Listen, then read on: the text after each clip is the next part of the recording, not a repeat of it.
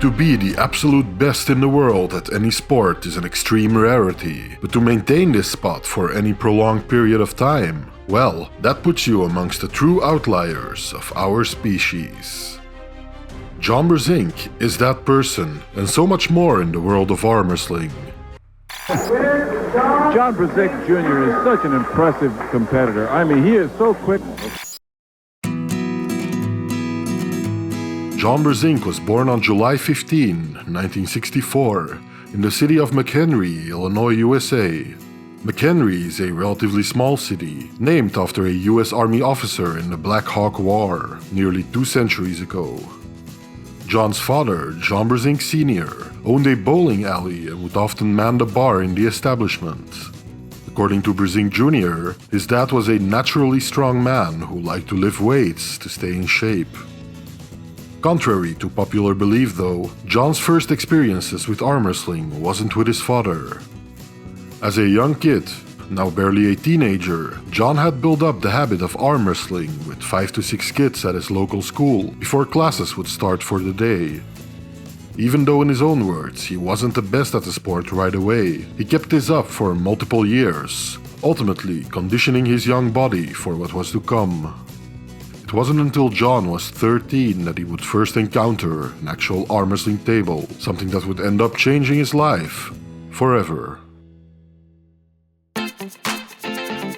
A couple years before, John's father, Brzenk Sr., heard about a local arm wrestling tournament from one of his patrons and sought out the competition. Since then, Brzenk Sr. seems to have immersed himself somewhat in the sport, becoming very successful at it himself. John Brzenk Jr. showed interest in and had a natural knack for the sport himself, and at the age of 13 found himself arm wrestling people much older than him. One of them was a friend of his father who was a local flyweight champion, and who gave John such a fight that the young Brzenk ended up breaking his own elbow. John would later credit this break at such an early age for potentially having strengthened his arm and tendons. But at the time it happened, John decided to take a step back from arm wrestling. Although he would still go back to McHenry during the summer months, during which periods he did arm wrestle, he moved out to Utah for the rest of the year with his mother and had little to no opportunities to actually practice the sport. When he was about to start his senior year in high school, now aged 17, John moved back out to Illinois and started practicing competitive arm wrestling consistently with his father. Brzenk Sr. would attend local tournaments, often in bars, and started taking his son along with him. To a young John Brzenk, still being underage, going along to these establishments and entering these rowdy tournaments must have been quite a formative experience. He remembers his first ever tournament had about 6 people in his weight class. Back then he was still a lightweight, and also remembers winning twice in that initial tournament, after which he lost versus a friend of his father. Not easily deterred though, John joined his father almost every other week, all the while growing in size and arm wrestling prowess. While ingratiating himself in the local Chicago arm wrestling scene, John quickly befriended a local champ named Ron Widener, someone who he would end up training with for the following 3 to 4 years. One of Ron's friends, who often traveled up from the south to compete in arm wrestling, was arguably even more essential to John's arm wrestling development. Burt Whitfield was an accomplished arm wrestler who had a lot of experience to impart on the young John. He was the first one to introduce Brzenk to actual arm wrestling techniques, teaching John about a proper top roll and hook. Burt Whitfield would end up becoming one of many mentor figures that John would end up meeting along the early stages of his career, something that undoubtedly had a tremendous effect on his current status as the greatest of all time. By this time, John had also taken up a job as an airline mechanic, something that afforded him the opportunity to cheaply travel nearly anywhere. Or in other words, wherever there was an arm wrestling tournament, John would go. During the early 80s, now fully committed to the sport of arm wrestling, John would travel with his training partners to numerous smaller tournaments in the area, often attending a tournament every 1 or 2 weeks. John's crew would also sometimes travel to bigger tournaments throughout the nation, making their way over to Vegas and Petaluma, amongst other locations. John's father also stayed heavily involved with the sport, even co-organizing some tournaments in the US and still competing and doing well at nationals. In fact, John Sr. and Jr. would both win 2 weight classes each in the 1982 IWC Nationals. Also, as a side note, John's aunt, Fran Brzenk, just like her brother John Brzenk Sr., was also a formidable arm wrestler in her own right, winning multiple national and world titles in the late 70s and early 80s. John also has a younger brother named Bill, who would later become quite strong the arm wrestler himself, although around this time he was more into riding his BMX bike. Bill will for sure return in a later part of this series. John Brzenk Jr. himself won his first world title at a little-known tournament called the Sit-Down Wrist Wrestling World Championships in Ontario, Canada. John won his weight class outright by defeating the accomplished puller Harley Maynard in the finals. The winners of each weight class, also including Johnny Walker and Cleve Dean, received their well-earned prize money in the form of checks. Checks that would unfortunately end up bouncing, leaving the winners, John included, empty-handed. At the time, John mainly relied on his overpowering hand strength and speed for hitting his opponents off-center. His no-holds-barred style, combined with an ever-growing arsenal of moves, meant the young, unassuming John was often underestimated. It didn't take long, though, until people in the greater arm wrestling community were talking about the young prodigy, hailing him to be the next big thing in the sport in some cases. He would eventually prove his peers right, beating big names in the sport well above his own weight class. In January of 1984, at the Sands Can-Am Arm Wrestling Championship in Reno, for example, John absolutely demolished 3 different weight classes and even beat legendary arm wrestlers Virgil Arciero and Johnny Walker, with the win over Walker being especially meaningful to the young Brzenk.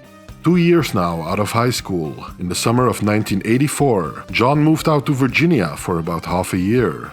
It was here where he would meet and start training with one of the other big influencers of his career. Dave Patton, a legendary arm wrestler of the early days in his own right, taught John about the importance of being a good winner and loser. He would also impart on John the importance of an unforgiving setup and the ability on how to overcome larger opponents, effectively showing John that size doesn't mean everything in arm wrestling. Dave also stressed the importance of back pressure, especially when pulling in the straps. Until this day, John maintains he still pulls exactly as Dave taught him when strapped to his opponents. In that same year, John would compete at what was his biggest tournament yet at the World Wrist Wrestling Championships in Petaluma, California. Dave Patton ended up winning the featherweight division of the tournament, and John himself ended up in the finals of the lightweight division after beating Alan Fisher in the semifinals. John ended up winning the finals as well, and thus became, once again, now at the age of 20, a world champion arm wrestler. Did you have any idea when you left home in your car to drive all the way out here that you would wind up world champion? You're still a rookie, 20 years old. Yeah, I felt my chances were pretty good. I've been looking forward for this for about 2 years now. It feels great. At this time, John had little competition in his weight class, but was still not truly undisputed at the true top of the sport.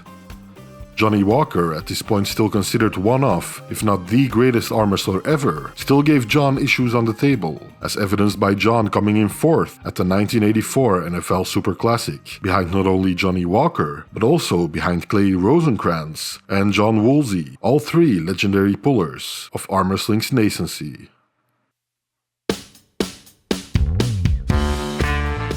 In August of 1985, an opportunity would present itself to John Brzenk and to the arm wrestling world at large. The Over-the-Top World Championships was conceived as a way to promote the upcoming Sylvester Stallone movie, Over the Top, which heavily featured the sport of arm wrestling as a storytelling device. Unlike the traditional tournaments Brzenk had frequented, Over the Top was designed to be a spectacle. The competition spanned several regional qualifiers across North America, culminating in an 18-hour marathon finals at the Las Vegas Hilton 1 year on. John participated in the very first qualifier held in Beverly Hills, securing his place in the finals by winning it outright. The qualifiers weren't just a North American affair though, with several other qualifying tournaments being held all over the world. This meant that Over the Top had basically secured the highest level of competition available in arm wrestling at that time. On the day of the final event, the competition featured 3 divisions: professional, military, and the truckers class. The truckers class was specifically for teamsters and truck drivers, a category that was open to competitors who worked in the transportation industry. Thanks to his job with Delta Airlines and his status as a teamster, Brzenk was eligible to enter the truckers division, and happily did so.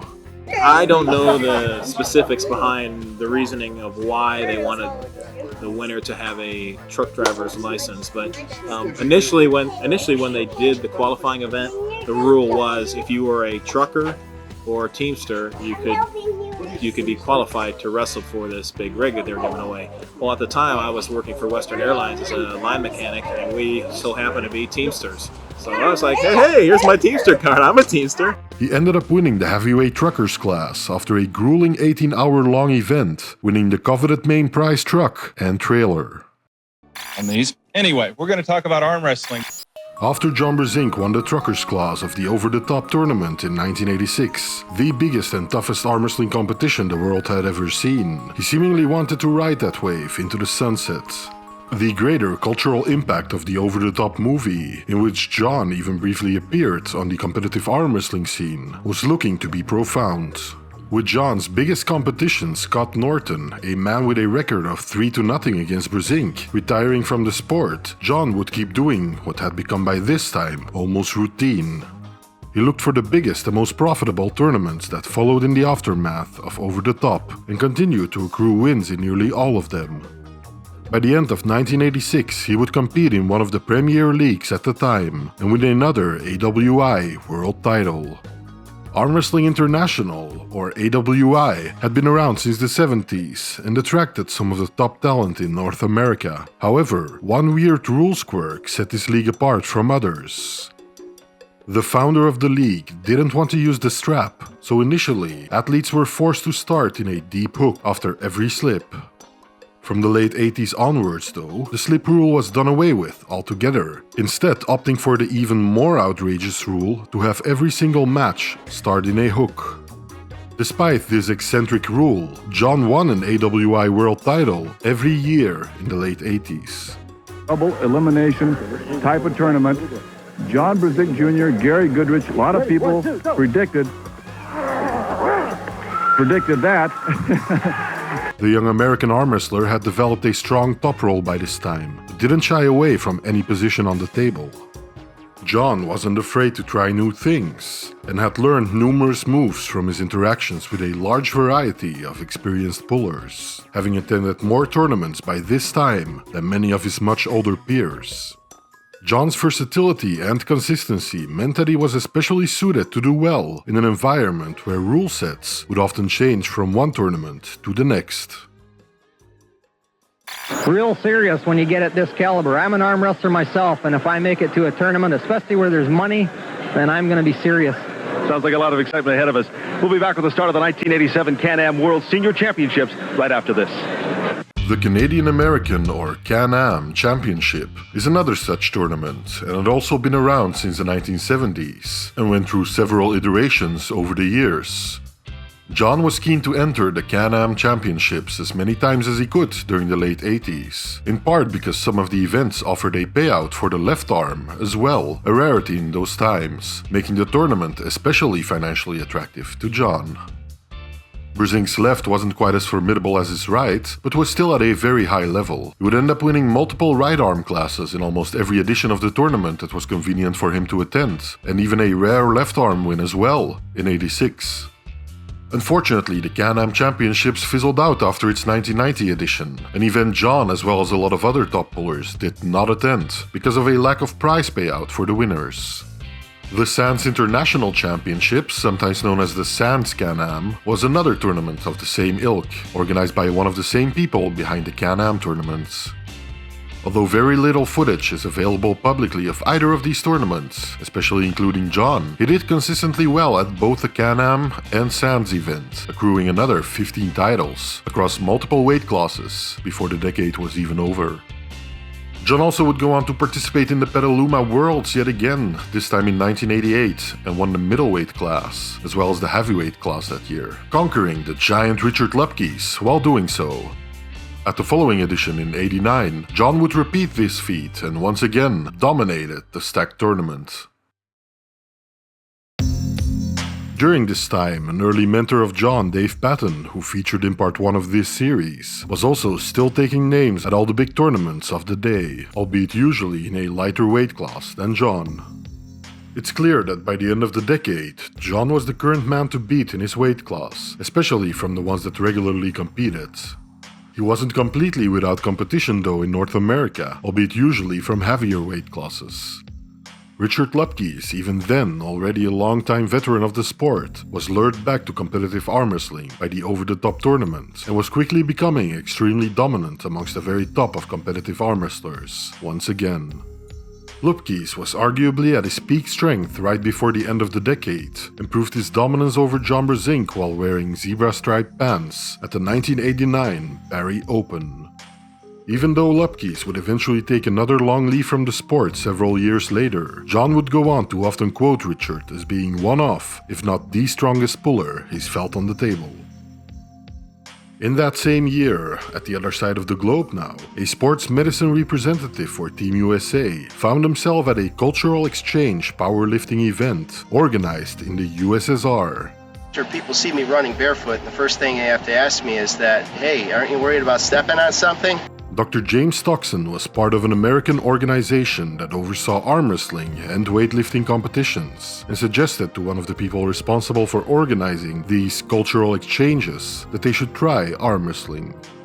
After a little back and forth, an event was set up, and not soon after, a group of North American arm wrestlers introduced the sport to the USSR through competitions in Moscow's Gorky Park.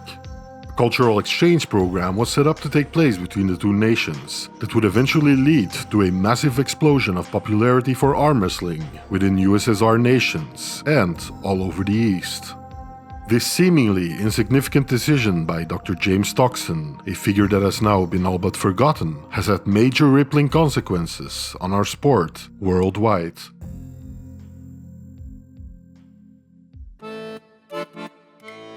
By the time the 1990s had officially started, arm wrestling had achieved quite a status in a lot of Eastern nations.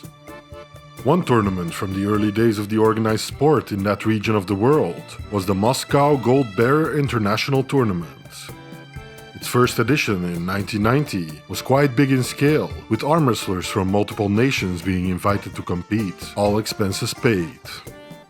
John won the 90 as well as the 90+ kilogram category in what must have been a rather easy fashion, judging by his dominant performance against Zaur Skadadze in the Open Finals. John would later talk about his very first event outside of North America, looking back on it fondly, and mentions he felt very welcomed by the still young Russian arm wrestling scene. But he also made it clear that it was mainly a learning experience for them. In fact, John would go on to liken the experience to arriving in the local bar and arm wrestling strong guys that knew nothing about the sport.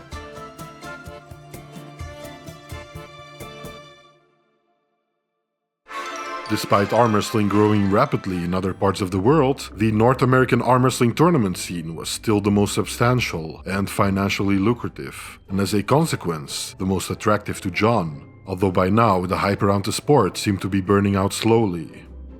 John took a flight back to his home base in the US, and before 2 months had passed, entered the 1990 edition of the Petaluma Wrist Wrestling Worlds, where he, just like in the Golden Bear tournament, took first place in 2 classes. One relatively new organization was ramping up in scale and competition after 2 successful editions the years before. Yukon Jack, a Canadian liqueur made from Canadian whiskey and honey, was looking to expand its North American market and had seen success in similar brands sponsoring sporting events. After contacting Ray Darling, an arm wrestling tournament organizer, a deal was made to create arm wrestling events that would promote Yukon Jack as well as the sport itself. The tournament would also donate a portion of its profits to charity. John entered the 1990 edition of the tournament and quickly took first place in the heavyweights over the likes of Richard Lupkes. John would then seemingly continue to go full tilt on the local North American arm wrestling scene from here on out, accruing multiple state, AAA national, and AWI world titles during the 1990s. In 1991, John received an invite to what is perhaps one of the most interesting and eccentric tournaments of its day, in the French Super Bras de Fer. This televised spectacle, organized in Paris, sought to replicate the success of the over-the-top tournament, but seemed to have mainly invested in the Hollywood part, and not so much in the actual good arm wrestling tournament part. John ended up taking second place at Super Bras de Fer, after losing to a strong Gary Goodrich. The event was not a success, and John would later say he was very skeptical going into this event, and that the tournament didn't return on most of its promises. He also said that it was more of a staged show than a good quality arm wrestling event. Gary Goodrich was another athlete John often couldn't quite overcome on the table. Goodrich had been doing really well in some high-level tournaments for quite a few years already, and notably outweighed John by quite a bit. After his disappointing trip across the pond, John would get a chance to avenge his loss by winning the 91 edition of the Yukon Jack in Tampa, Florida. Notably, Ron Bath, another now considered legendary puller, came in second in this tournament. John Brzenk toured the country. He found the more opponents, the merrier. Perhaps spurred on by the international success his brother was achieving, Bill Brzenk had decided to start taking arm wrestling seriously in his early 20s, and subsequently entered in the 1992 Yukon Jack middleweight division. John won the heavyweight division over Gary Goodrich that year, and surprisingly, Bill took second in the middleweights after only Cobra Rhodes. It seemed the arm wrestling world now had two Brzenks to compete with at the highest level yet again. John would go on to take the win in the 93 division in what was an extremely impressive field, not only ending up above Ron Bath and Gary Goodrich, but also over the giant farm boy Cleve Dean, who was tearing up the heavyweight scene to pieces once again. It seemed John's rather unique approach to training for the sport was starting to pay off dividends, with him at this point arguably being the #1 overall arm wrestler in the world. One thing that set John apart from many of his fellow competitors was dedication to actual arm wrestling practice as the main part of his training schedule. Spending time at the gym developing his muscles by lifting weights seemed mostly a waste of time to Brzenk. In fact, throughout his career, John consistently trained with a small group of dedicated pullers, but always made sure to go hard on the table. Of course, John never claimed that he didn't lift any weights. In fact, he most surely did. However, his main contention was that lifting weights had very little actual carryover to the arm wrestling table. With John, it's always arm wrestling. He seems to think that's more beneficial to him than weightlifting, spa, whatever. But lately, we've got him into a body training, bodybuilding, because you've got to be in condition to do something like arm wrestling. By the next year, at the 1994 edition of the Yukon Jack World Championships, John ended up coming in third after losing to Gary Goodrich, and with Cleve Dean ultimately winning the class. It's clear John didn't quite stand alone at the top, but was still a serious contender for the overall #1, and had solidified his position as undisputed in his own weight class, at least on the right arm. While John might not have been a household name to the wider public by the mid-90s, within the arm wrestling world, he was already a legendary figure. Even though the popularity of the sport seemed to grow at a very erratic pace, leading to rising uncertainty about its very future, one thing remained consistent. John Brzenk had become synonymous with arm wrestling and was not only the man to beat in his weight class, but had now truly become an almost legendary figure to those that practice the sport at any level. What's the secret to John Brzenk? What makes you you? After coming in third in the 1994 Yukon Jack Worlds, behind the formidably strong Gary Goodrich and Cleve Dean, John decided he should maybe lay off the heavyweight class for a while. In the subsequent edition of the notorious tournament, he would enter the middleweights, which had become somewhat of a battleground between John's brother Bill and the legendary Johnny Walker in previous editions. In 1995, the two Brzenk brothers would meet in the middleweight finals, where John handily took the win in this family affair. All right, I'm with Bill Brzenk, the runner-up again for the last 5 years. John, your brother drops down a weight division. That has to be tough. Yeah, I trained with him, so it was kind of a disappointment that he dropped out of the heavyweight and jumped into my class. I was hoping this would be my year, but it turned out to be his, so maybe next year. Meanwhile, Gary and Cleve were still taking names in the heavyweight class, albeit now with some notable competition. A young Jerry Caderet took third place that day, and Ron Bath, who we've seen giving John some serious issues in the previous part of this series, took home fourth place. The 96 edition of Yukon Jack looked nearly identical to the previous one, with John and Bill taking first and second respectively in their weight class, and Gary Goodrich, Jerry Caderet, and Ron Bath taking the top three in the heavyweights. Cleve Dean had stepped away from the sport once again by now, and it seems John's fiercest competitor, and perhaps the #1 arm wrestler in the world at the time, Gary Goodrich, would soon follow suit. In fact, Yukon Jack would soon sever its ties completely with arm wrestling, leading to the abrupt dissolution of what had quickly become the biggest and most heavily contested arm wrestling tournament of its day. Even though John had come in third to a couple of arm wrestling giants in '94 at Yukon Jack, whenever he would venture to the east, he would still reign supreme. There's the Brown Meister man, he's ready. John, Bill. Pretty big auditorium is where we'll be going.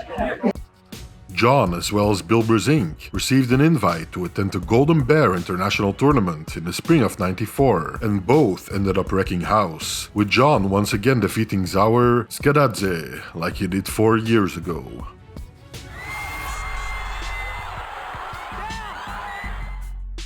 However, when John would attend the Russian tournament for the third time, now in '98, another 4 years on, things didn't go quite as smoothly. John got a second place on the left arm and managed to once again secure first place in the 90+ kilogram category on the right. However, what John didn't know was that the Russians were preparing a secret weapon. Alan Karayev had been coming up in the WAF circuit and seized the opportunity when John and him would meet in the finals of the overalls that year at the Golden Bear. A true battle ensued where Karayev would show his tenacity in beating the Golden Boy John Brzenk in the end. Karayev would be one of only a small handful of people who had a winning record on Brzenk, although this was in part because of his relatively short-lived career in the sport. This unexpected loss did mean, however, that the East was stepping up its game when it came to the sport of iron arms, and John had front row seats to the action. During the mid to late 90s, another organization was taking shape, although they would end up focusing more on super matches. Arm Wars, the brainchild of Neil Pickup, seems to have hosted John Brzenk multiple times during this period, although little to no evidence of the existence of these events is publicly available. It was also here where his nickname, the Perfect Storm, would originate. Although he was known as the Golden Boy up until that time, his new moniker would stick, and the Perfect Storm became synonymous with Brzenk, hinting at his well-roundedness on the table. The main event was another big tournament held for only 2 years in Idaho, USA, that sought to fill the big shoes of the once infamous Yukon Jack tournament. The tournament was massive with a huge prize payout for the day, and as a consequence, some of the top guys won their weight classes that day, including John and Bill Brzenk. 1 year on, in its second and unfortunately final event, John and Bill would repeat their performance once more.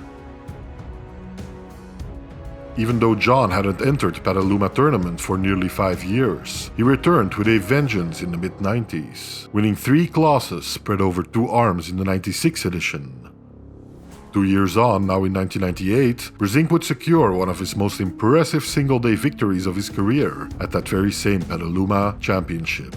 Not only winning the middle and light heavyweight classes on the left arm, but also absolutely sweeping everyone on the right arm in the middle, light heavyweight, and heavyweight classes. John's impressive multi-class victories at the Petaluma Worlds meant that he was officially at the top of the pack once again. Partly because of this, none other than Guinness World Records decided to celebrate this, and as an extension his entire career, by naming John Brzenk history's most successful arm wrestler in their 2000 edition. This certainly proved true for the 90s as a whole, during which time John had been consistently winning countless national, state, and even world titles. With the turn of the millennium now quickly approaching, the World Arm Wrestling Federation was looking to put on quite a competition in Tokyo, Japan. Up until this point, John hadn't shown much interest in the WAF Worlds, seeing as the strongest competitors, as well as biggest prize payouts, were usually found in North America. This time, however, the WAF also organized a number of super matches, which were in reality more of an overall class, with several thousands being paid out to those who did well at them.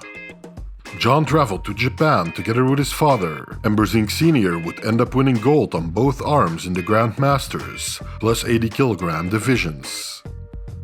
Brzenk Jr. managed to snag a rare left arm gold medal, beating out another pair of North American future legends in Ron Bath and Devon Larratt. John didn't pull the senior right arm class to keep fresh for what he considered the more important overall category, and it paid off. John took first place that day in the overalls, scoring a payday of a whopping $5,000. By this time, John had proven himself quite formidable on the left arm as well, as evidenced by his first place at the WAF Worlds, but also admitted he wasn't quite at the same level as he was with the right. By 1999, Nevada especially had become a hotbed for people looking to score some substantial prizes on the arm wrestling circuit. The National Pro-Am and Nevada State Championships, as well as the Reno Reunion Championships, saw John winning multiple categories on each arm and defeating some of the best in the game. It seems little could be done to stop the ascendancy of King John, who many now consider to be the undisputed best arm wrestler in the world. Now well and truly into the new millennium, Mike Bowling, an experienced arm wrestler in his own right, would try and shake up the arm wrestling world by organizing a rather unique tournament. The Harley Pools saw each athlete that won a class earn a key, one of which would start a brand new Harley bike. Seeing visions of his days winning the over-the-top truck, John of course jumped at the opportunity and entered the tournament's inaugural edition in 2000, winning not only his class, but the Harley bike itself. 1 year on, in 2001, John won 2 classes, but this time didn't manage to secure the grand prize. In 2002 though, our protagonist would win a whopping 3 keys, winning 2 classes on the left and 1 on the right, only losing in the overalls against a now super strong Ron Bath, proving that John still wasn't quite without competition, even in North America. Despite securing that many chances at the bike that year, fate would end up bestowing the winning key on someone else, leaving John to go home bikeless, yet again. Ron Bath, who was by now a very seasoned puller himself, wasn't the only one who was giving John a run for his money in the early 2000s. A new generation of arm wrestlers had arrived on the scene, and they weren't willing to lay down so easily to the well-established Perfect Storm. Travis Bajan, Devon Larratt, Jerry Caderet, Michael Todd, Tom Nelson, and Marcio Barboza were all quickly climbing the arm wrestling ranks, and even from the east, a young Russian athlete by the name of Alexei Voivoda was looking for global domination. John's dominance being challenged had even led to him and some of those challengers being followed around by a camera crew, seemingly making a documentary. Although the results of this wouldn't become revealed until several years down the line. In a surprising turn of events, John would enter his very last Petaluma World Wrist Wrestling Championship in the fall of 2001 and said goodbye in extremely dominant fashion.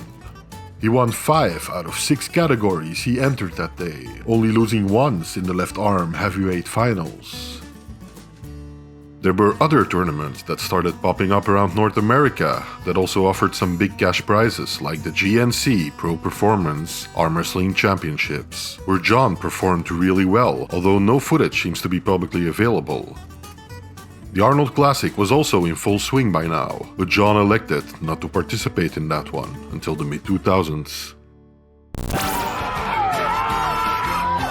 Hi, I'm Cobra Rhodes, 16-time world champion arm wrestler. And today, live from sunny California, you'll see some of the best arm wrestlers walking the earth. In April of 2003, what is perhaps one of the most impressive feats of arm wrestling prowess took place at a side table, the California Pro-Am Arm Wrestling Championship. Apart from the huge main event in the tournament, which drew some of the most competent arm wrestlers of North America, the John Brzenk challenge arguably stole the spotlight that day. John had agreed to arm wrestle 102 matches in a row, with any challengers being able to participate freely. Eager contenders were able to bid on any of the spots in line to face John in a silent auction, with many of them trying to get an edge over John by finding the perfect spot in order to beat him. Face him too early, and John might be too fresh. Face him too late, and he might already have been beaten. With $1,500 on the line for the first person to beat John Brzenk in this challenge, many elite pullers of the day tried their luck, with some of them, like Travis Bagent, buying multiple tries against the champ. Despite strategizing, one after the other fell before John Brzenk's mighty right arm that day, and nobody claimed the cash prize.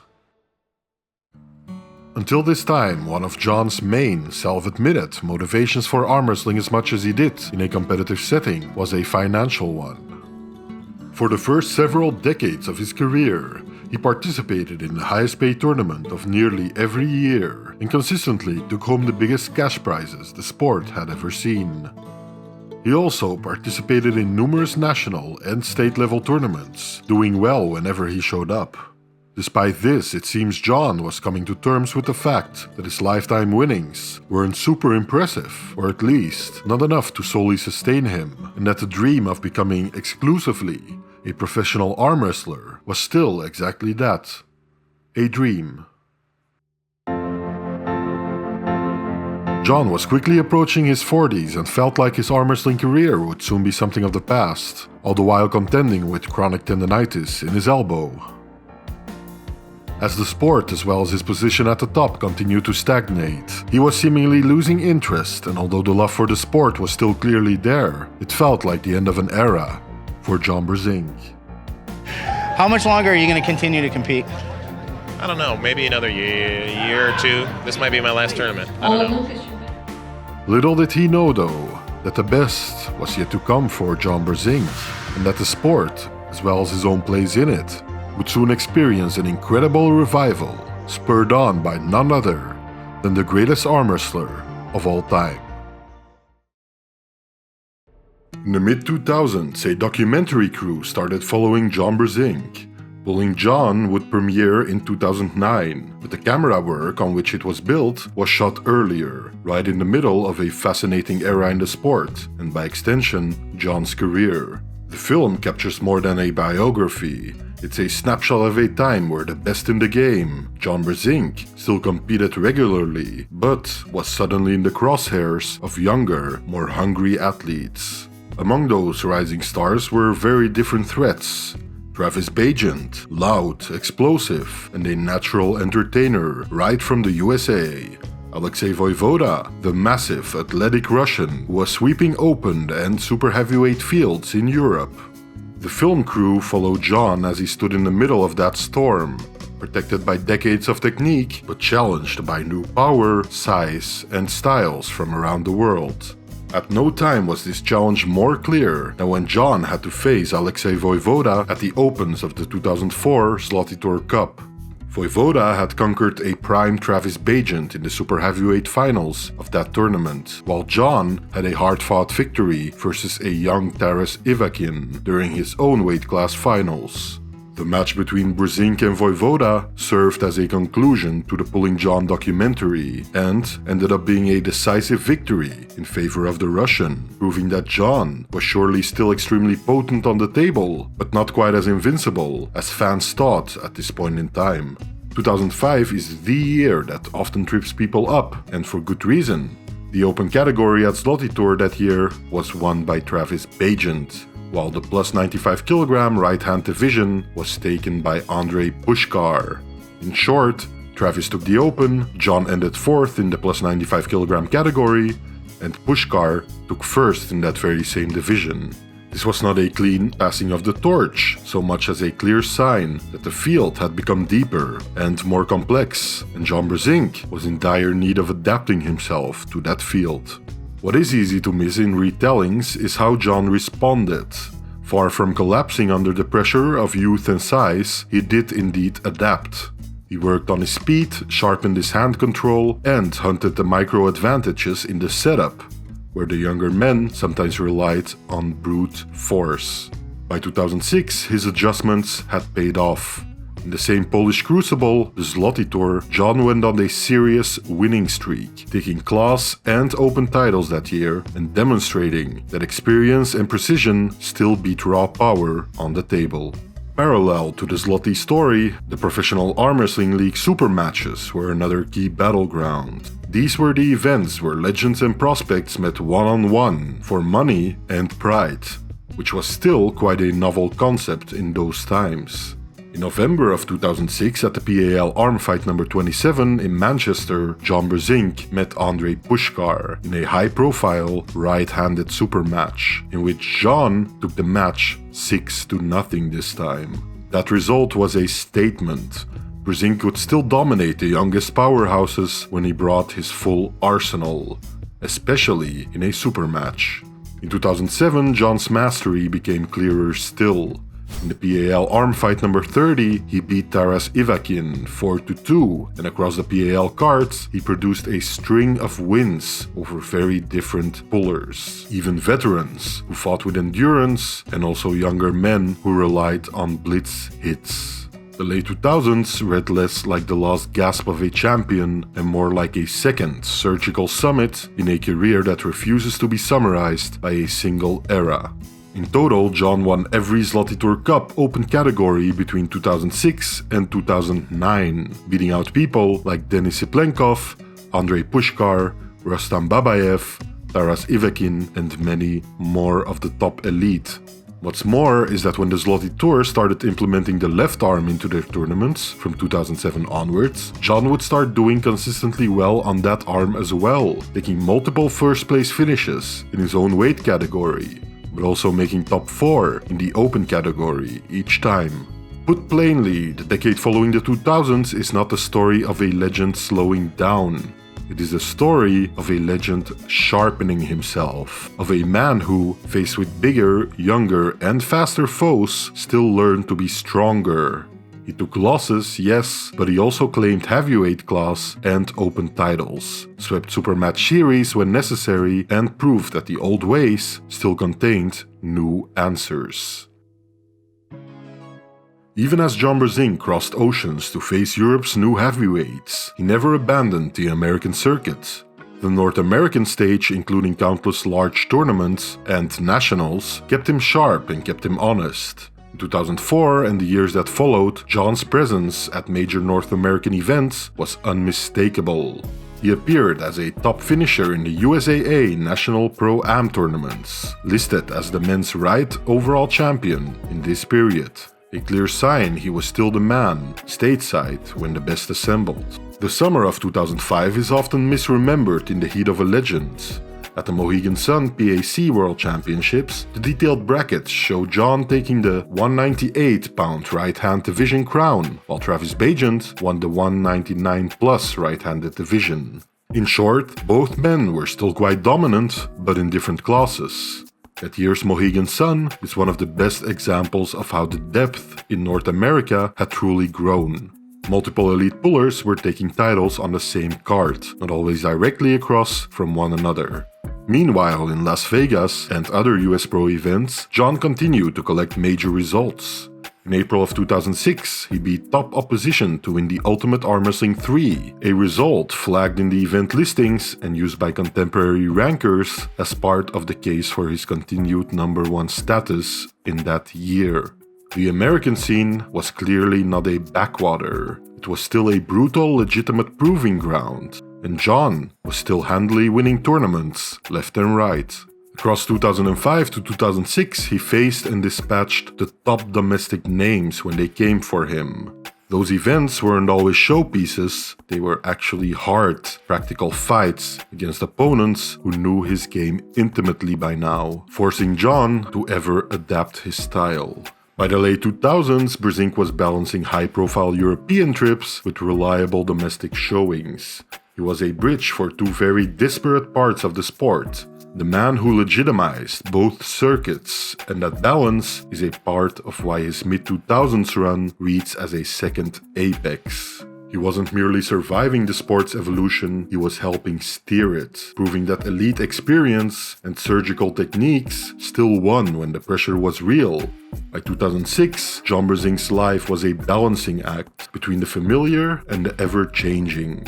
He was still working full-time as an aircraft mechanic, same routine, the same modest garage setup for training, but the landscape of arm wrestling around him was shifting fast. Younger pullers were studying biomechanics, dedicating themselves full-time to the sport. John, in the meanwhile, still treated it like an extension of his life, rather than the actual center of it. Talking about training, Brzenk never pretended to be a gym rat. His strength came from decades of table time and the kind of tendon conditioning you can't replicate with weights alone. Even as the world around him obsessed over routines and recovery, John's formula stayed simple: consistency, experience, and most of all, a natural feel. In interviews from this period, he'd admit that he wasn't training as intensely as in the past, and yet his results kept him near the top of the ranking. To those who watched him closely, his pulling style had become even more refined. If he couldn't overpower you, he'd outposition you. At home, things were steady. John was raising a family, working long hours, but still finding the time to compete, often traveling halfway around the world to compete with the very best. It wasn't glamorous though, but it was part of his legend. He had become the quiet champion who never seemed to chase attention, only good matches and potential financial gain. Still, the sport was catching up. Europe had grown deeper, stronger, and more professional than ever before. John's trips to events like the Zloty Tour made this clearer. This wasn't the 1990s anymore. He could still win, but he had to dig for it. And with each year, the recovery between events grew just a little slower as John grew older. By 2007, that reality was beginning to surface. John was dealing with lingering pain, elbows, wrists and shoulders, which had all endured more torque than most people could even imagine. He wasn't declining fast though, but the edges were beginning to fray. That's the version of John that would eventually walk into the Arm Wars event in Manchester. Not broken, not past his prime, but worn enough to make things interesting. Across from him stood Devon Larratt, a hungry Canadian 10 years younger, analytical, methodical, and ready to test himself against a man whose name had defined the sport for decades. It wasn't just any old super match, it was a collision between legacy and ambition. Between a man who'd quietly ruled for 25 years and another who was just beginning to understand how high that mountain really was. The two had met quite a few times before though, and Devon had never been able to summit that very mountain called Brzenk. That day in September of 2008, Devon seemingly came in better than ever at Arm Wars though. In a shocking match that upset the entire arm wrestling community, Devon dominated John Brzenk 6-0 on the table, seemingly at times toying with the champion. The passing of the torch was complete, and apart from lauding Devon Larratt as the new best arm wrestler of the time, people were also quick to point out John must have been all but washed up. Oh my word, look at Devon Larratt. He's posting. He is controlling the perfect storm. Unbelievable arm wrestling. Larratt is off the charts. John would not hold back when speaking about the match afterwards though, heavily criticizing the refereeing of the match and the fact that Devon seemingly got away with setup shenanigans, hinting at a potential different outcome if the match had adhered to his idea of fairness. In that same year though, John made a true statement that people should not count him out quite yet, participating in the Zloty Tour once again, and once again cleaning house. He even overcame a person many were seeing as the future of arm wrestling in the East, in the finals of the event, Denis Seplenkov. It wasn't revenge against Devon, but it was a statement. He could still handle anyone, anywhere, when the table was arguably level, and the call was fair, in his mind of course. Over in North America, things weren't much different, with wins on both arms in the competitive Ruler of the Nation event, and wins in a whopping 5 different categories at the US Opens. During the late 2000s, he also got super match wins over the likes of Monster Michael Todd and Denis Seplenkov. 2009 therefore was largely a repeat of the previous year, with John still showing extreme dominance in the biggest tournaments of the day, close to home in the West, as well as overseas at the Zloty Tour. It truly seemed John hadn't missed a beat, even after his loss versus Devon earlier. His dominance was even more surprising to onlookers when the documentary, Pulling John, finally released when the decade was nearing its end. In the film, John spoke about retiring and how he will be hanging up his strap and walking away from the arm wrestling world. Nothing seemed further from the truth though. He was no longer the champion of everything, but John Brzenk remained the ultimate gatekeeper, the benchmark every new puller secretly wanted to test themselves against. When younger athletes like Devon Larratt, Michael Todd and Travis Bagent began taking on global matches, John became the measuring stick at home. If you could beat John, you were world class. If you couldn't, you were potentially still very good, but had some work to do to dominate on the global scene. In the first half of the 2010s, John still remained more active on the global arm wrestling circuit than most, but clearly became less prolific in his matches. He dominated at the North American UAL League, which had become the go-to arm wrestling circuit for the top talent, and several high-stake tournaments over in Europe and throughout North America, including the Europa Super Show, the Jimmy Payne International, and yet another revival of the Over the Top tournament in 2014. Although his super match appearances were becoming more sporadic, John also beat Ryan Espy on the left in a super match in 2013, and he also won versus the South African champ Terence Opperman on the right arm in 2011. During this time, apart from winning a multitude of UAL titles, John also competed at the Stacked Mike Gould Classic, Canada's top-tier tournament, and cleaned house there multiple times, even winning a right-handed super match over Matt Mask in 2015. There was a turning point though in 2014. The World Arm Wrestling League, or the WAL, had just launched a new TV-ready circuit, trying to turn arm wrestling into a polished American spectacle. Promised something that appealed to John: professional-grade setups, real prize money, and the chance to bring the sport back into mainstream visibility. Despite being well into his 50s now, John entered the tournament. The WAL format was faster, flashier, and more aggressive than the traditional circuits he'd spent his career mastering. But what followed would silence every skeptic who thought the legend's time had already passed. After winning the regional qualifiers in 2014 at Las Vegas and then the subsequent championships the year after, John found himself at the 2015 WAL Final Championships, competing for the heavyweight title on the right arm. At that WAL Championships, the brackets eventually set up a poetic semi-final: John Brzenk versus Devon Larratt. 7 years after his devastating loss at Arm Wars, and this time John made sure things would be different. Devon came in bigger, stronger, and with the reputation now of an immovable top roller and versatile all-around puller. But John was patient. He himself came in lean, and this time deeply familiar with Devon's setups. The opening rounds shocked the audience. John looked sharp, tight, and surgical, even outright beating Devon in a preliminary round in the tournament. Instead of chasing Devon's hand, he controlled it. Instead of forcing strength, he used precision. Round after round, John's mastery of timing and control shone through, beating Devon 2-1. When it was all over, the scoreline of the semi-finals told the story. John Brzenk had beaten Devon Larratt, and he even went on to easily beat Marcio Barboza in the actual finals of the tournament, reclaiming the symbolic top spot for the heavyweights in North America and proving that legends, true legends, never fade quietly. After the match, Devon was gracious, admitting John had been the better man that day, later even reflecting that it was a necessary humbling for him as an athlete. For John, it wasn't about revenge, it was about balance. He had lost to Devon at a time when the world thought he was done. He had now returned, older and battle-scarred, to remind everyone that experience is still the best kind of power.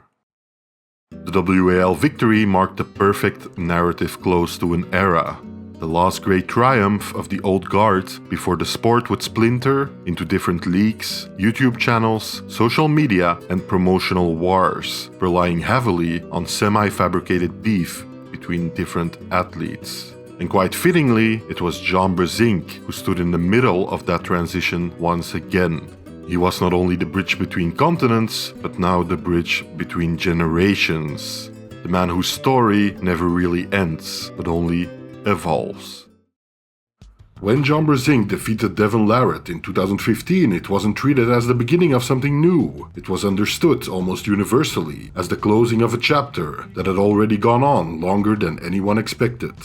By this point, Brzenk had already lived several arm wrestling careers in one lifetime and had gained recognition of still being capable of operating at the highest level, even in a sport that no longer resembled the one he had helped build in the first place.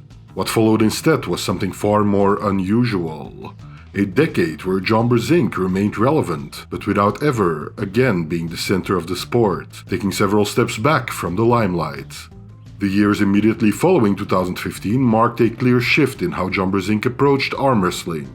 He no longer chased full tournament schedules, nor did he attempt to stay constantly active against every rising contender. His appearances became selective, deliberate, and often tied to a specific matchup rather than focused on titles.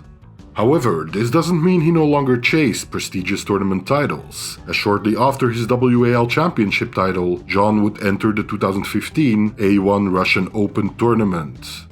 At this event, he battled his way through the top Eastern pullers, as well as some standout Western contenders, all the way to the Open right-hand finals. Here, he would come up against one of the top arm wrestlers of the time, Andrei Pushkar. John ended up losing the finals without standing much of a chance against the Ukrainian powerhouse. Despite this result, John had proved he was still a massive favorite in almost any arm wrestling match, seeing as he had also beaten the lighter but still formidable Kadzimurat Zoloev in convincing fashion earlier in the tournament. Physically though, the cost to John's body was becoming harder to ignore. Injuries accumulated and recovery took longer in general, resulting in a rather quiet year for the GOAT in 2016, especially for his standards.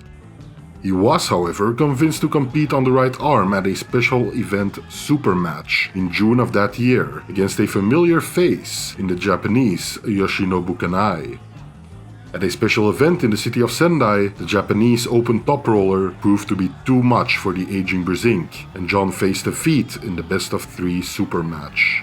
Even though this was only meant to be an exhibition match of sorts, and Kanai was certainly not to be underestimated as an arm wrestler, it was clear the cracks were starting to show for the American. After this, John was still around the arm wrestling scene, often showing up at afterpulls and even helping to organize and attaching his name to a tournament, but was no longer consistently competing on a professional level.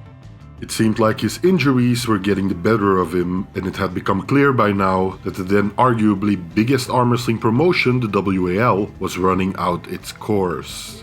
Apart from a few run-ins with Travis Bagent, one of which being a super match at the Moldova Open in 2018, a match which John convincingly lost, not a lot was happening for Brzenk. That was until he was approached by the dawn of Eastern arm wrestling, Igor Mazurenko, with an enticing offer. If you want to learn more about the history of Igor, Eastern arm wrestling and the PAL, make sure to check out my in-depth video on the topic. Mazurenko was organizing quite the event, with the promise of a multi-tiered supermatch showdown between 8 of the best arm wrestlers in the world, aptly named the Top 8. However lofty the goal had to look from the outside, John, in his usual demure way, was carefully happy to join the event and get back into arm wrestling. Right, I was really worried that I wasn't going to be able to lose that kind of weight, 30 pounds at my age. So right after Igor proposed Top 8 to me, and I told him, yeah, I would consider doing it, but I really didn't know if it's even possible. Not because of the training, but just because of the weight. So I wasn't really testing myself against really top tier guys. But yeah, no, the first couple 3 weeks is tough. I mean, really the first week, 3-4 days is the toughest part. Getting your body not used to having any carbs. I was definitely had the keto flu and just didn't feel like doing much of anything. But a lot of people within the community had come to accept that John Brzenk, the once perfect Storm, laid down his arm after his undeniable victory against Devon Larratt in 2015. This looked to be the perfect cherry to top off what many would think of as the perfect career. Now with John coming back at such a level, everyone was waiting with bated breath to see the legend do his thing once again and show everyone that at nearly 60 years old, he could still hang with the best of the sport. Unfortunately though, a little known thing as a global pandemic had different plans. The Top 8 was officially postponed, but guaranteed by its press team to continue at a later date. The entire world went into lockdown, and as a result, all tournaments and arm wrestling events had halted. And by the end of the decade, John once again stepped away from competition. What's going on, man? Nothing new. Just retired. Like being retired. The sport of arm wrestling, anyway. You do? You like it? No, I still like to dabble in it a little bit. I realize every time I do, though, that I'm washed up. Yeah, I made a promise to Igor that I was going to pull in the Top 8, which was silly because I'm not. My heart's not in it, my head's not in it, my shoulder's not in it. So. This time, it really looked to be the end of the storied career of John Brzenk. Of course, he couldn't bid farewell to arm wrestling completely. He made some appearances online every now and then, and it seems like he was at least tangentially aware of the goings-on in the greater arm wrestling scene. COVID had halted almost all competitive tournaments, that much was true, but with that also came a revival of people discovering the sport through social media. In fact, by the time the restrictions around the pandemic started loosening up again, arm wrestling seemed to be more popular than ever before. Of course, this also meant that soon, some of the new young blood in the sport wanted to experience the perfect storm firsthand. Chan Shaw was an up-and-coming super heavyweight in North America at the time and was hailed by many as one of the futures of local arm wrestling. He first contacted John in early 2021 with the proposal to return to the arm wrestling table in the form of a super match versus Chance himself. Although tentative at first, Brzenk eventually relented and agreed to the match with his young countryman. Although first, he wanted to shake off the arm rust and try his luck at a more intimate, less high-stakes setting. In order to accomplish this, he would enter the Rumble at the Rainbow 2 tournament, a mere 2 weeks before his big match with Chance was set to happen. The tournament didn't exactly feature the best of the best, but there was some serious ranked contenders present. John, on his end, absolutely demolished the heavyweight as well as the open weight class on the right arm. Although looking a tiny bit shaky at times and seemingly somewhat unsure of himself, you could see his self-confidence improve after every one-sided win. He even entered the tournament on the left arm as well, a rarity nowadays. And although he didn't outright win several classes there, he still did well overall even on that arm. Content that his power and skills had not dissipated quite yet, John faced Chan Shaw on the table by the end of July 2021.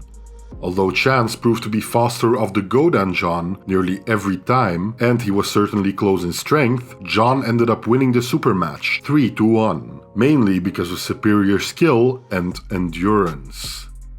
To a lot of people who were new to the sport, this was their first time seeing John Brzenk in action, and it's safe to say he did not disappoint.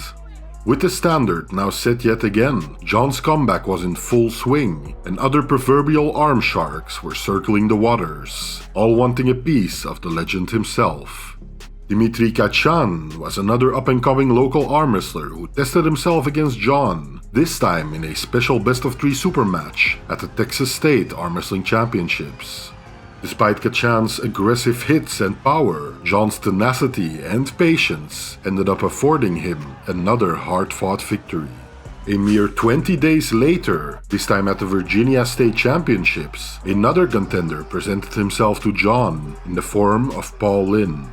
This right arm super match was put on by none other than Travis Bagent and was shaping up to be John's most difficult challenge of his recent comeback. However, Lynn ended up being no match for the GOAT, and John relatively convincingly took the super match 3-0, holding off Lynn's surges and powering through them each time. This could no longer be called a fluke. Brzenk's shape seemed to have returned in quick fashion, and despite what many realized, the best was yet to come. In the post-corona era, several new big arm wrestling events were looking to capitalize on the newfound popularity of the sport, one of them being East vs West. Of course, for one of their first big super match events, they wanted to host John Brzenk as well. Before that could happen though, Brzenk went on to win his namesake event, the John Brzenk Cup, by the end of 2021, and took first place there in the super and overall right arm category. Another fledgling promotion was King of the Table, where Brzenk would battle his longtime nemesis, Devon Larratt. In the lead up to the match, the majority of onlookers thought Brzenk would have no chance this time, despite him getting the better of Larratt more often than not during the past decades. Even though Brzenk came out strong in the first round, Devon's relative youth, at least compared to John Brzenk, endurance and power ended up being too much, and John took his first big loss during his comeback. At East vs West 2 in Istanbul, John would be facing a familiar face in the veteran, Kazimurad Zoloev. Even though Zoloev once again gave everything he had, John's superior hand control, combined with his tenacious top roll, still proved too much for him, resulting in another 3-0 in Brzenk's favor. After yet another blowout victory in an exhibition match versus Engin Terzi, this time at the Hardanger Open, John took yet another win against the powerhouse Pavlo Derbedyev at the Kentucky Muscle Tournament. Now continuing with his comeback in 2022, he emerged victorious yet again at East vs West 3 in a close, hard-fought match versus Zurab Taburidze, and a similar 3-2 match win versus the large Corey West at Michael Todd's Monster Factory. By this time, it was crystal clear John Brzenk was back and dominating consistently, much like he did before, even when faced with some of the top talent of the day. At East vs West 4, the Kazakhstani superstar Kirdurgali Ongerbayev was looking to undermine Brzenk's recent ascendancy, and he would have a good shot at it, seeing as John came in feeling a bit under the weather. A scruffy-looking John, obviously still sick, gave the young technical monster a serious run for his money, but ended up losing that best-of-5 right-handed super match 1-3. To top off 2022 at the next edition of East vs West, Oleg Petrenko, a young Ukrainian athlete, was another speed bump, but a more manageable one. Brzenk ended up winning that match 3-0, and with that showed he was still competitive in bouts of endurance and technique. In 2023, Brzenk remained active in East vs West as well as King of the Table events. At East vs West 6, he narrowly lost 2-3 to the Georgian Irakli Sirakashvili, making the match unbelievably close. Later on at King of the Table 6 in Dubai, he faced longtime rival and fellow legend Denis Siplenkov, the monster from the East, and ended up being defeated 0-6 in a match where Siplenkov too showed he was still in formidable shape. Brzenk also ended up losing 0-4 to Todd Hutchings at an AWC Fight Night event in Canada, another match built as an all-legends matchup, and that's certainly what it was. Later on in 2023, at East vs West 10, now November, Brzenk lost to Sasho Andreev. Notably, afterwards, he rebounded from this string of losses at King of the Table 8 in Dubai by upsetting former Olympic champion and fellow legend of the sport, Alexei Voivoda, this time 4-2.